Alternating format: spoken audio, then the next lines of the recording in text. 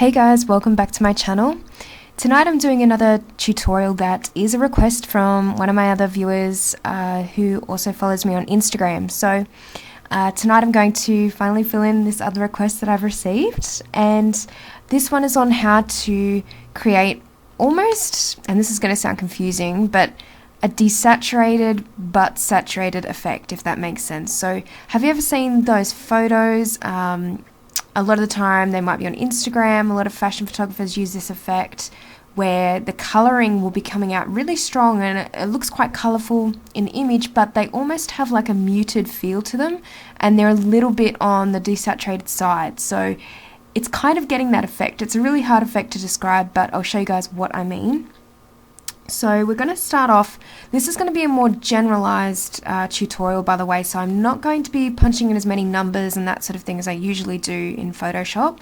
It'll just be kind of experimenting and seeing what works, because every photo will be different when you'll be applying these techniques to it in Photoshop. So I'm just giving you a more general idea of how to do it. First off, we will be working with curves, so we'll get a curves adjustment layer up. And to create that muted effect, usually you'll have to create almost like an S curve in curves. So first off, we'll start by dragging the shadows up slightly on the side here. And as you can see, they're getting a little bit lighter in the shadows of the image. And then we're going to drag this part underneath, just to kind of give it more contrast. And we're also going to drag this part up. So as you can see, as I drag it up, it's getting brighter. So I'm going to drag that there, and I'm going to move the highlights just down a little bit so it gives it that muted effect. As you can see, it's kind of come down a little bit in the highlights. And I'm also just going to pop another point in the middle, just a little bit, to kind of lighten more of the darker areas of the image. So if we go to our layers, we can see what that's done to the image, and it's dramatically changed it already. So curves are such a versatile adjustment layer, so I definitely recommend people to use that whenever they can, because you can do so much with just using one layer. So curves will give it that muted effect, and now we're going to pick out certain colors that we want to make more vibrant. So a really good way to do this is selective color.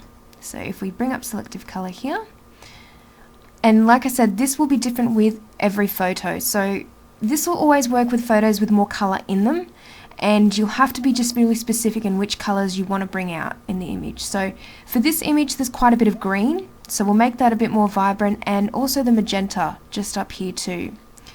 It's really hard to work with reds and yellows in the image and bringing them out. You might have to do a bit of masking, which I will just touch on slightly when I'm doing some of the selective color, but just for now we're going to work on the magentas and bring them right out. So we'll go to the magenta color channel and we'll bring them up a fair bit, and we'll also bring up the yellow just a little bit so it doesn't look too pink.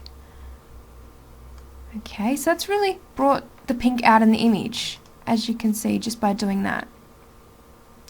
Go back to the adjustments, and now we're going to pick out the greens in the image. So we'll go to the greens and we'll move up cyan right up.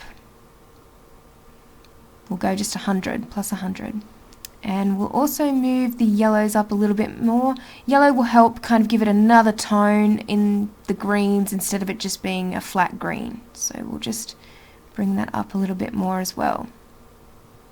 So there we go, we've brought out those colors, and if we click that on and off, you can see that's really saturated parts of the image.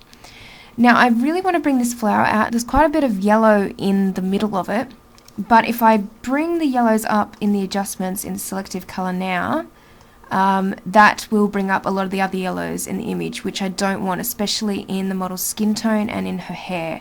So we're going to just pop that back to 0. And what we're going to do instead is I'm going to create another selective color layer, but I'm going to mask it. So I'm going to grab the selection tool, the lasso tool, just over here, and just select the area that I want to bring out the yellows in. So I'll probably just change the feathering to 20 pixels. And then I'll just select the area that I want, and I'll just click on selective color again. And as you can see, there's another layer up now, and there's a little white spot. So that's the spot that's currently being altered in the image. So nothing else, just that flower. So we'll go to the adjustments and we'll go to the yellows.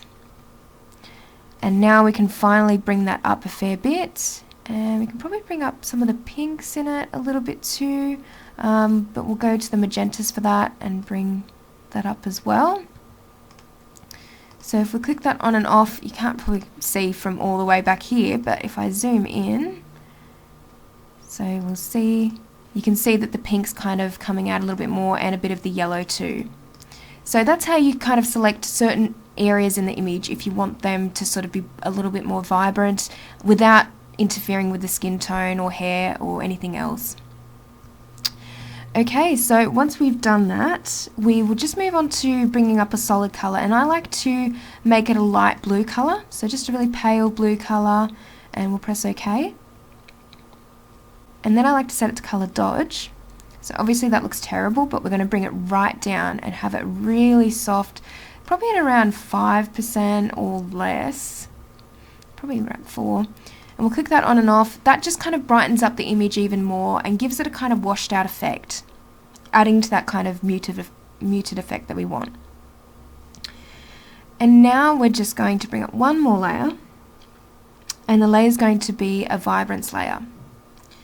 So what we're going to do to make the colors look saturated but not overly saturated is we're going to bring saturation down a little bit, but we're going to bring the vibrance right up. So probably to around 40. So if you can see what that's doing, that's really increased the vibrance of the colors still, but not so much that the colors are being pushed to their limits and overly saturated. So that's what vibrance is really good for. Okay guys, and that's pretty much the end of the tutorial. So I will do a before and after. So this is the before, and that's the after. So you've kind of got that saturation in certain areas of the image, and you've still got that muted effect. So it's kind of like a desaturated, saturated look, I guess. So I'll zoom in for you guys, and I'll do a before and an after. Alright guys, I hope you really enjoyed this tutorial. I will be doing more requests soon. If there's anything else that you guys would like to see on my channel, please let me know, as I'm always after new content. Anyway guys, thank you so much for watching, and I will see you next time.